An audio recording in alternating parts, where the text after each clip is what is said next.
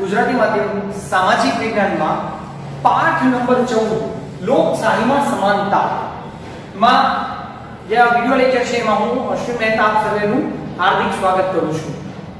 આપણે આગળ જે કોર્સમાં પૂરું કર્યું એમાં પહેલો, બીજો, ત્રીજો, 18મું અને 10મું ચેપ્ટર આપણે પૂર્ણ કરી ચૂક્યા છીએ. આપણે આજે એક નવું ચેપ્ટર શરૂ કરવાનું છે, લોકશાહીમાં સમાનતા. બરાબર, જે આપણને એક અધિકાર આપેલો છે, સમાનતાનો અધિકાર, એના વિશેની થોડી ચર્ચા છે. સૌથી પહેલા વાત કરતા પહેલા આપણે એક જોઈ લઈએ કે આપણો જે દેશ છે, જે ભારત છે, એ વિશ્વમાં સૌથી મોટી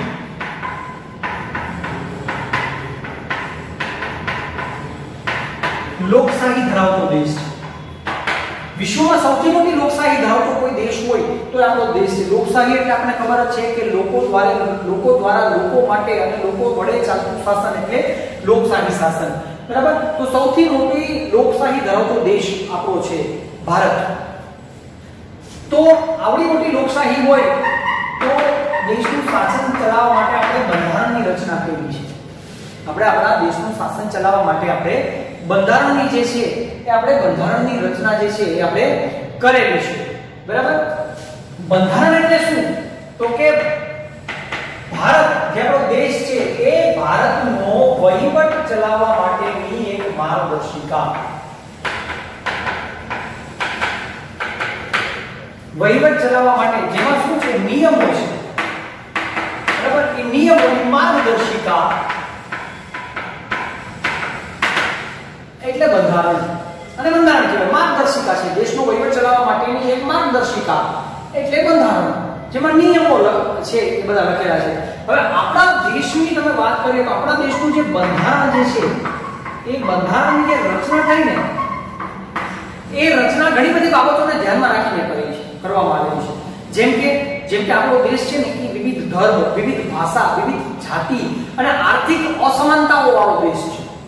બરાબર, ઈ બધી જ અસમાનતાઓને ધ્યાનમાં રાખી અને સારામાં સારો વહીવટ થાય, સુચારુ સંચાલન થાય જેને કહેવાય, ઈ સુચારુ સંચાલન કરવા માટે આપણા બંધારણમાં જે છે એ વિશિષ્ટ જોગવાઈઓ જે છે એ રાખવામાં આવેલી છે. જો આટલો વિવિધ ધર્મ વાળો કે આટલી વિવિધતા વાળો દેશ જો આપણો હોય તો જો એમાં વિશિષ્ટ પ્રકારની શાસન પદ્ધતિ ન હોય ને તો દેશનો વહીવટ સરખી રીતે ચાલી શકે નહીં. એટલે આપણી જે શાસન પદ્ધતિ છે એ પણ આપણે વિશિષ્ટ પ્રકારની શાસન પદ્ધતિ છે એ અપનાવેલી છે. બરાબર, સમાનતા એટલે શું? તો આપણું જે બંધારણ જે છે એ બંધારણની જોગવાઈઓ અનુસાર સૌને સમાન તક આપવામાં આવેલી છે. સમાનતા એટલે શું કહેવાય? તો કે સમાનતા એટલે સૌ સમાન, સૌને સન્માન. એ ખૂબ જરૂરી હોય છે કે દરેક વ્યક્તિ એકબીજાને સન્માન કરે. સમાનતા એટલે સૌ સમાન, સૌને સન્માન મળે એવી અહીંયા આશય રાખવામાં આવેલો છે. એ આશયથી આપણા બંધારણમાં કેટલાક અધિકારો પણ આપેલા છે. બરાબર, જેને સૌને સમાન અધિકાર પણ આપણે કહી શકીએ કે સૌને સમાન અધિકાર મળે. હવે સૌને સમાન અધિકાર એટલે શું? તો કે સૌને સમાન અધિકાર એટલે કાયદા સમક્ષ સમાનતા. કાયદા સમક્ષ સમાનતા, કાયદાનું સમાન રક્ષણ, આવો આપણે કહી શકીએ. હવે આપણે કાયદાના આધારે સમાનતાની વાત કરીએ તો કાયદાના આધારે કઈ કઈ બાબતોમાં આપણે સમાનતા જોવા મળે છે? કાયદાના આધારે કઈ કઈ બાબતોમાં સમાનતા જોવા મળે છે? તો કે ભિન્ન ભિન્ન ધર્મની વ્યક્તિઓમાં સમાનતા, ભાષા કે બોલીના આધારે સમાનતા, શિક્ષણ મેળવવામાં સમાનતા, વ્યક્તિગત વિકાસમાં સમાનતા, લિંગ આધારિત સમાનતા, સ્ત્રી પુરુષ હોય ત્યાં, અને વિચારોની અભિવ્યક્તિમાં સમાનતા. દરેક વ્યક્તિઓ પોતાના વિચારોની અભિવ્યક્તિ બીજા વ્યક્તિને પોતાના વિચારો વિશે છે એ વિચારો વિશે છે તે જણાવી શકે છે. તો આમાં સમાનતા જે છે આમાં પણ સમાનતા જોવા મળે છે. શિક્ષણ મેળવવામાં સમાનતા, કોઈ પણ ધર્મનો હોય, કોઈ પણ જાતિ હોય, કોઈ પણ સંસ્કૃતિનો હોય કે કોઈ પણ ઈ આવક ગમે એટલી મેળવતો હોય તો દરેક વ્યક્તિને શિક્ષણ મેળવવાની બાબતોમાં પણ સમાનતા હોય છે. ભાષા બોલીના આધારે સમાનતા રાખવામાં આવે છે. ભિન્ન ભિન્ન ધર્મની વ્યક્તિઓ, આ બધી જ બાબતો કાયદાના આધારે આ બધી બાબતોમાં જે છે એ આપણને શું જોવા મળે છે? તો કે કાયદાના આધારે આ બધી જ બાબતોમાં આપણને જે છે એ આપણને સમાનતા જોવા મળે છે.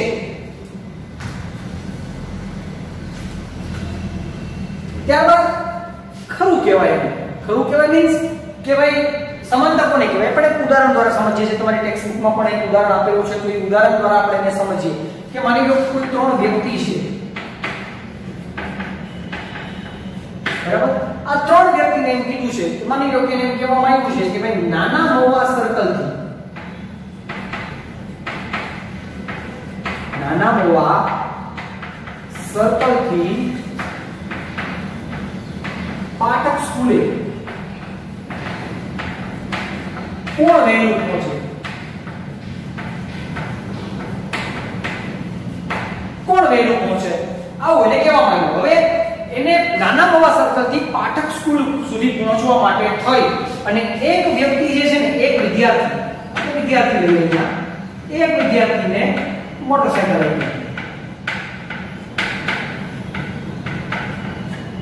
બીજો જે વિદ્યાર્થી છે એને સાયકલ આપી અને ત્રીજો જે વિદ્યાર્થી છે એને આપવામાં, એને કીધું કે તારે ચાલીને જવાનું છે.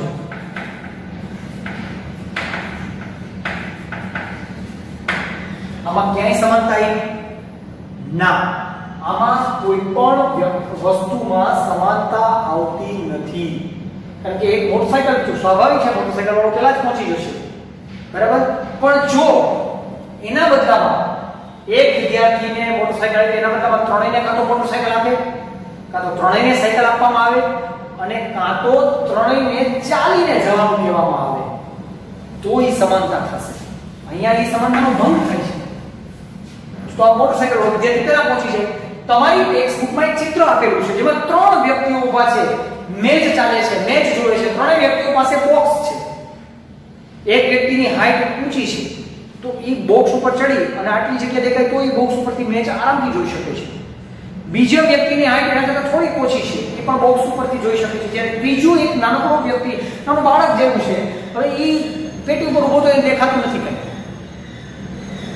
ત્રણેયને સમાનતા છે, ત્રણેયને સમાનતા મળી છે, ત્રણેયને સમાનતા છે, ત્રણેય એક પેટી આવી છે.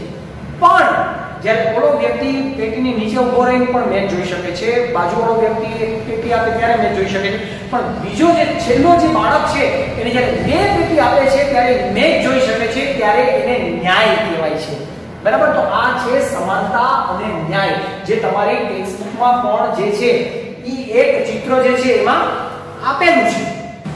વિવિધ પ્રકારના ઉદાહરણો દ્વારા આપણે એટલું તો સમજી ગયા કે સમાનતા કોને કહેવાય, બરાબર? આ સમાનતા વિશેનો ખ્યાલ આપણે મેળવી લીધો છે. જો સમાનતાનો જો યોગ્ય અમલ ન કરવામાં આવે કે એને યોગ્ય અમલ માટેના જો પ્રયાસો ન થાય તો સરખી સમાનતા પ્રાપ્ત નથી થતી. એટલે શું કરવું પડે? તો કે એના માટે એનો યોગ્ય અમલ કરવો પડે, અને જો એનો યોગ્ય અમલ થાય તો જ દરેક વ્યક્તિને છે એ દરેક વ્યક્તિને યોગ્ય સમાનતા છે એ પ્રાપ્ત થાય છે.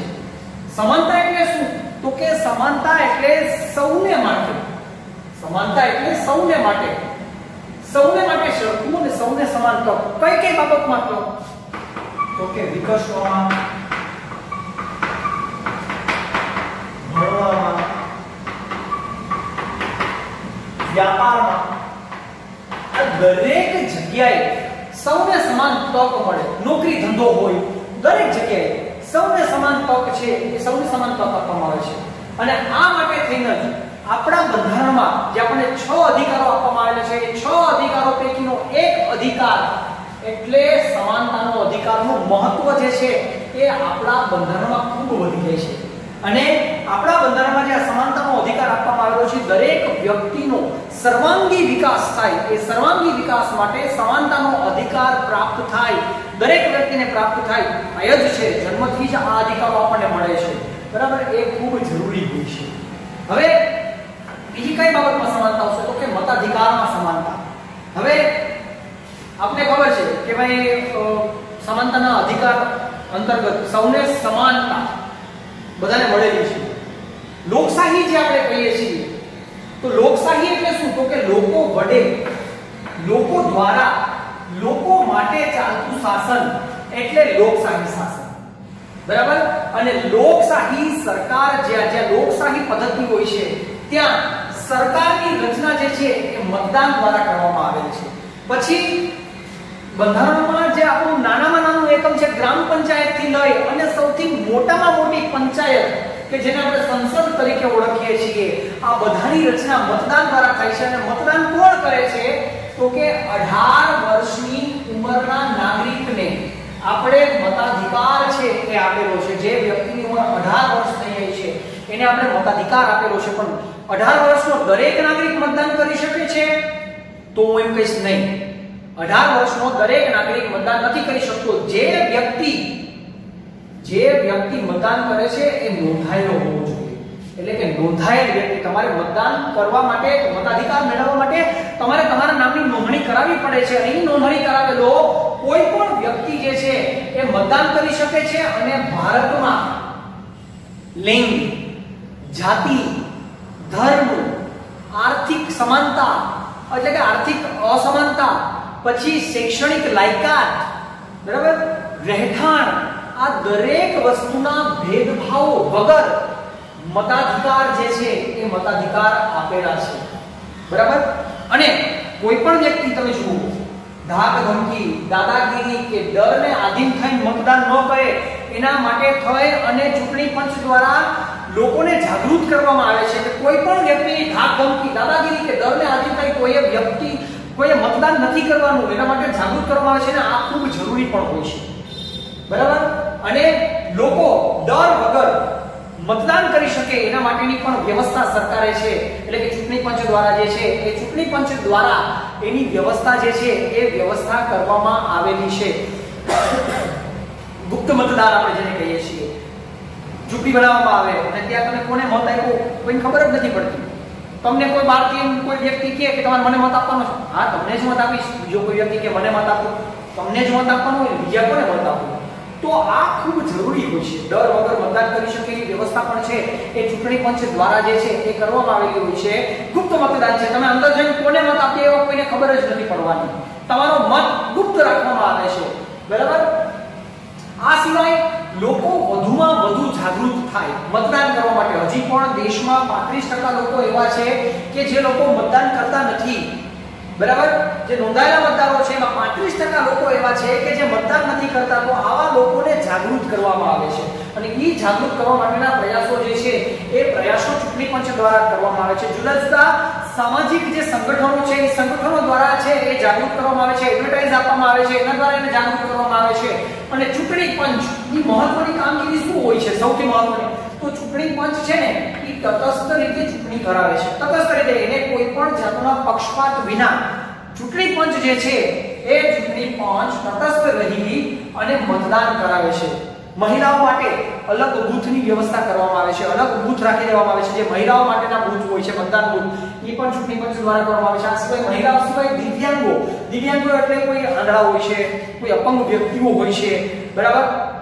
આવા વ્યક્તિઓ માટે પણ વિશેષ પ્રકારની સુવિધા રાખી અને અલગ મતદાન જે કહેવાય છે મતદાન કેન્દ્રો, એ મતદાન કેન્દ્રોની રચના જે છે એ રચના ચૂંટણી પંચ દ્વારા કરવામાં આવે છે. તો આ છે મતાધિકારમાં સમાનતા. એટલે કે મતાધિકારમાં દરેક વ્યક્તિને સરખી સમાનતા જે આપવામાં આવે છે. કોઈ પણ જાતના ભેદભાવ વિના 18 વર્ષથી ઉપરના કોઈ પણ નાગરિકને જે છે એ મતાધિકાર આપવામાં આવેલો છે. અને એ જ નોંધાયેલો મતદાર છે એ ચૂંટણીમાં પોતાનો કિંમતી મત આપી અને જે તે વ્યક્તિને મત આપી અને એને ચૂંટશે, બહુમતીથી ચૂંટશે અને એ વ્યક્તિ સરકાર બનાવશે. આપણા પ્રતિનિધિ તરીકે ત્યાં સરકારમાં છે એ સરકારમાં એ સંચાલન કરશે. ત્યારબાદ છે નો જે નવો મુદ્દો છે એ મુદ્દો આપણે લેવાનો છે બાળ મજૂરી. આપણે વાત કરી કે સૌને સમાન તક છે. બરાબર. સૌને સમાન તક છે. તો આ સમાનતાના અધિકારનો ભંગ ક્યારે થાય છે? સમાનતાના અધિકારનો પણ ભંગ થતો હોય છે. આ અધિકારનો ભંગ જે થાય છે એ બાળ મજૂરી સ્વરૂપે અન્યાયમાં જોવા મળે છે. બરાબર. બાળ મજૂરી જે છે એ બાળ મજૂરી સ્વરૂપે છે એ અન્યાય છે, એ અન્યાય જોવા મળે છે. બરાબર. આપણા બંધારણમાં એક નવો કાયદો જેને આપણે આરટી કહીએ છીએ, જેમાં 6 થી 14 વર્ષના બાળકોને મફત, ફરજિયાત અને સાર્વત્રિક દરેક જગ્યાએ પ્રાથમિક શિક્ષણ, આ પ્રાથમિક શિક્ષણ મેળવવાનો અધિકાર જે છે એ અધિકાર આપવામાં આવેલો છે. જો કોઈ બાળમજૂરી હોય તો આ અધિકારનો ભંગ ગણાય છે. કોઈ વ્યક્તિ કોઈ બાળક બાળ મજૂરી કરતો પકડાય છે અથવા તો કોઈ બાળક બાળ મજૂરી કરવા માટે જાય છે ત્યારે એના આ અધિકારનો ભંગ ગણવામાં આવે છે. ઘણી જગ્યાએ આપણે એવું પણ જોઈએ છીએ કે દીકરીઓ માટે દીકરીઓને જે છે દીકરીઓને ઉચ્ચ અભ્યાસમાં દીકરીઓને જે છે એ ઉચ્ચ અભ્યાસમાં પણ નથી મોકલવામાં આવતી. બરાબર. બાળ મજૂરી જે છે એ બાળ મજૂરી આપણે અપરાધ ગણવામાં આવે છે. ભારતીય બંધારણ દ્વારા બાળ મજૂરી જે છે એ બાળ મજૂરી અપરાધ ગણવામાં આવે છે. એટલે કે દરેક કોઈ વ્યક્તિને અન્યાય ન થાય એના માટે થઈ અને એને પ્રાથમિક શિક્ષણ મળી રહે એવી વ્યવસ્થા માટે થઈ અને બાળ મજૂરી અપરાધ છે. બાળ મજૂરી ક્યારે થઈ કહેવાય? કોને બાળ મજૂરી કહીશું? તો કે 14 વર્ષથી નીચેના, ખાસ યાદ રાખજો, 14 વર્ષથી નીચેના કોઈ પણ જો શ્રમિક હોય અને ઈ શ્રમિક પાસે જો તમે મજૂરી કરાવવામાં આવે છે તો એને બાળ મજૂરી તરીકે ઓળખવામાં આવે છે. અને બાળ મજૂરી જે છે એ બાળ મજૂરી એક અપરાધ છે. બાળ મજૂરી જે છે એ ગુનો છે. બાળ મજૂરી આપનાર જે નોકરીદાતા હોય છે એટલે કે જે વ્યક્તિ નોકરી આપે છે એને જે છે એ સજા થાય છે. અને વ્યક્તિ શું કરે, કુટુંબ શું કરે કે ગરીબી હોય છે, બરાબર, પૈસાની જરૂર હોય છે એટલે પોતાના કુટુંબની આવક વધારવા માટે થઈ અને બાળકોને છે એ બાળ મજૂરીએ ધકેલી દેતા હોય છે. પણ બાળ મજૂરી છે એક અપરાધ છે. સમાનતાના અધિકારનો એક ભંગ ગણાય છે. શિક્ષણ મેળવવાના અધિકારનો છે એ ભંગ ગણાય છે. એટલે બાળ મજૂરી આપણા બંધારણ દ્વારા જે છે એ પ્રતિબંધિત છે. લોકશાહીમાં સમાનતા અને બાળ મજૂરી બાદ શ્રમ અને મહેનતાણું. હવે ઘણી એવી જગ્યાઓ હશે કે જ્યાં સ્ત્રી અને પુરુષો બંને કામ કરતા હોય. જેમ કે કોઈ કન્સ્ટ્રક્શન સાઇટ આવતી હોય, બાંધકામની કોઈ જગ્યા હોય, બરાબર, તો ત્યાં સ્ત્રી અને પુરુષો બે કામ કરતા હોય છે. હવે કામ બે એક સરખું કરે, શું કરવાનું? તો કે ભાઈ એક જગ્યાએ બીજી જગ્યાએ ઈંટો ફેરવવાની છે. તો એક જ સરખા કામમાં સ્ત્રી અને પુરુષ હોય તો લિંગ આધારિત ભેદભાવ જે છે એ ભેદભાવ રાખવામાં આવે છે. બરાબર. એટલે કે પુરુષની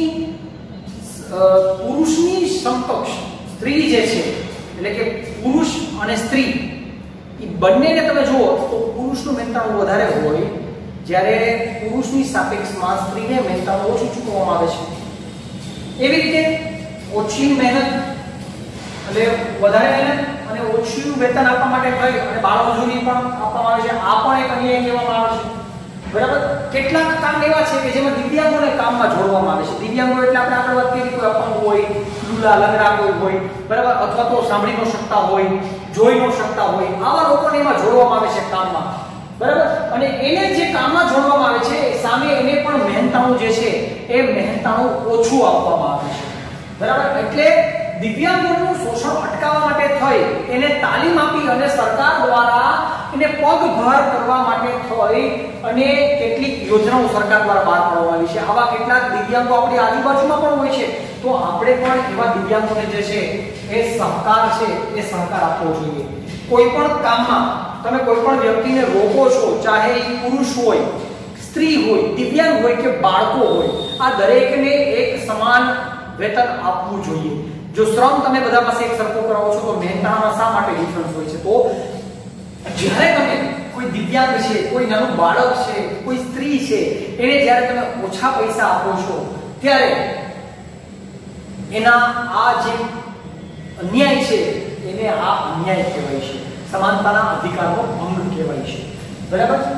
લોકશાહીમાં સમાનતા. તો લોકશાહી દેશ હોય ને એ લોકશાહી દેશમાં સમાનતાને ખૂબ જ મહત્વ આપવામાં આવે છે અને સમાનતાનો અધિકાર સૌને મળી રહે એ ખૂબ જરૂરી પણ હોય છે. બરાબર. જો આપણે કોઈ વ્યક્તિને સન્માન આપીએ તો એ વ્યક્તિ સામે આપણને સન્માન આપશે. બરાબર. તમે આપણે કહેવત છે, કોઈને હાથ ઝૂકો ને, કોઈને વેંત ઝૂકો ને તો એ આપણને હાથ ઝૂકશે. કોઈ રાજુ નામનો વ્યક્તિ હોય, હવે મને રાજ્ય કરતો હોય તો ઈ સામે મને અશ્વિનીઓ કહેશે, પણ હું એને રાજુભાઈ કહી દઉં તો ઈ મને અશ્વિનભાઈ કહેશે. શા માટે? તો શું કામે આવું?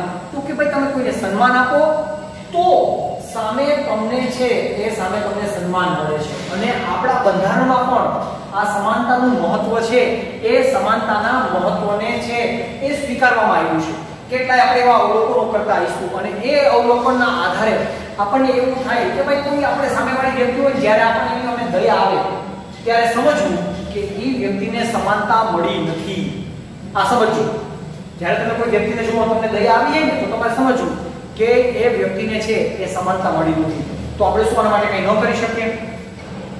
આ અધિકાર માટે થઈ અને સમાનતાના અધિકાર માટે થઈ અને આપણે શું કંઈ ન કરી શકીએ? તો આપણે વિચારવું જોઈએ કે આપણે શું કરી શકીએ. બરાબર, આપણે આની પહેલ કરવી જોઈએ. આ કરવા માટે સમાનતા દરેક વ્યક્તિને મળે એના માટે થઈ અને આપણે પહેલ કરવી જોઈએ. એના માટે આપણે શું કરી શકીએ? માનો કે હું મારા ઘરની બાજુમાં સ્વચ્છતા રાખતો હોય તો હું બીજાને કહી શકું કે ભાઈ તમે સ્વચ્છતા રાખો. હું માવો ખાતો હોય અને બીજાને કહું માવો ખવાય તો આનો વ્યક્તિ મને શું કહેશે કે તું ખાવાનું બંધ કરી દે. પણ જો હું માવો નથી ખાતો, હું ધૂમ્રપાન નથી કરતો, બરાબર, તો હું સામેવાળા વ્યક્તિને કહીશ કે ભાઈ માવો ખાવો છે ને સ્વાસ્થ્ય માટે હાનિકારક છે, ધૂમ્રપાન કરવું એ સ્વાસ્થ્ય માટે હાનિકારક છે. હું ક્યારે કહી શકીશ જ્યારે હું નહીં કરતો હોય ત્યારે. પણ જો હું સમાનતાનું આચરણ, હું સમાનતા માટે કોઈ માટે કંઈ કામ કરતો હોઈશું તો હું બીજા વ્યક્તિને એવું કહી શકીશ કે ભાઈ બીજા વ્યક્તિને પણ સમાનતા મળે એવું કરો. તો આ આપણે કરવું જોઈએ. એના માટે આપણે છે એ પહેલ કરવી જોઈએ. સમાનતા જે છે, અસમાનતા જે છે આપણા સમાજમાં એક પડકાર છે. ઉદાહરણ દ્વારા સમજીએ, ટેક્સ્ટબુકમાં પણ આપેલું છે કે એક ગામ છે, એ ગામમાં બે કુવા છે. એક ગામ છે નામ એવું, એ ગામમાં બે કુવા છે. હવે એ બે કુવામાં પાણી પૂરું ન થઈ જાય એના માટે થઈ અડધું ગામ એક કુવામાંથી પાણી ભરે છે અને અડધું ગામ બીજા કુવામાંથી પાણી ભરે છે. હવે સમય જતા એવું બન્યું કે એક કુવાનું પાણી ખૂટી ગયું. કુવા બે જ છે, એમાંથી એક કુવાનું પાણી ખૂટી ગયું. તો હવે ગામના લોકો જે છે એ બીજા કુવામાં પાણી ભરવા આવશે. ત્યારે એક ગામના લોકો છે એ પાણી ખૂટી ન જાય એટલે એ ગામના લોકો છે એ એક બીજા વિસ્તારના લોકો છે ને ના પાડી દેશે કે અહીંયા પાણી ભરવા આવતા નહીં. તો આને અન્યાય કહેવાશે. જાહેર કુવા જ્યારે બધા માટે મૂકવામાં આવ્યા છે ત્યારે અન્યાય કહેવાશે. અને આ જે અન્યાય છે ને એ સામાજિક સમરસતા માટે વિઘાતક બનશે. બરાબર, અને સામાજિક સમરસતા જાળવવા માટે આ ખૂબ જરૂરી છે કે આવું ન થાય. કોઈ એક ગામ હોય, હવે એ ગામમાં વરઘોડા નીકળતા હોય, કોઈ વ્યક્તિગત પ્રસંગો હોય, બરાબર, આ સિવાય મસ્જિદ છે કે મંદિર છે એમાં વગાડવામાં આવતા જે સ્પીકરો વગાડવામાં આવે છે કે વરઘોડો કાઢવાનો હોય, કોઈના વ્યક્તિગત પ્રસંગો હોય કે મંદિર મસ્જિદમાં જે સ્પીકર વગાડવામાં આવતો હોય છે. હવે ગામના લોકો આનો વિરોધ કરે તો, વરઘોડાનો વિરોધ કરે, કોઈના વ્યક્તિગત પ્રસંગોનો વિરોધ કરે તો એ વ્યક્તિ એના પ્રસંગ હશે ત્યારે વિરોધ કરશે. મસ્જિદમાં આઝાન વાગે છે, બરાબર, જ્યારે મસ્જિદમાં નમાઝ માટેનો સમય થાય છે અને આઝાન પડે છે ત્યારે હિન્દુ લોકો એમ કહેતો કે ભાઈ આ અમને નથી ગમતું, તો મંદિરમાં સ્પીકર વાગશે ત્યારે મુસ્લિમ લોકો એનો વિરોધ કરશે. અને જ્યારે આવું થાય છે ત્યારે સામાજિક સમરસતાનો ભંગ થાય છે, સામાજિક સમરસતા જોખમાય છે. તો સામાજિક સમરસતા માટે સૌને સમાનતા મળે એ ખૂબ જ જરૂરી છે. આપણે બીજા વ્યક્તિનો આદર કરીશું તો એ વ્યક્તિ આપણો આદર કરીશે. બરાબર, જો આપણે બીજાને આદર નહીં કરીએ તો એ વ્યક્તિ આપણો આદર કરશે જ નહીં. તો સામાજિક સમરસતા માટે, સામાજિક સમાનતા માટે દરેક વ્યક્તિને સરખો ન્યાય મળે, દરેક વ્યક્તિને સમાનતાનો અધિકાર મળે, જે બંધારણ દ્વારા છે એ દરેક વ્યક્તિને મળેલો છે એ ખૂબ જરૂરી હોય છે. બરાબર, તો આ આપણું ચેપ્ટર નંબર 14 લોકશાહીમાં સમાનતા અહીંયા પૂર્ણ થાય છે. ફરી પાછા આપણે નેક્સ્ટ લેક્ચરમાં જે છે એ કોઈ નવા ચેપ્ટર સાથે મળીશું. Thank you.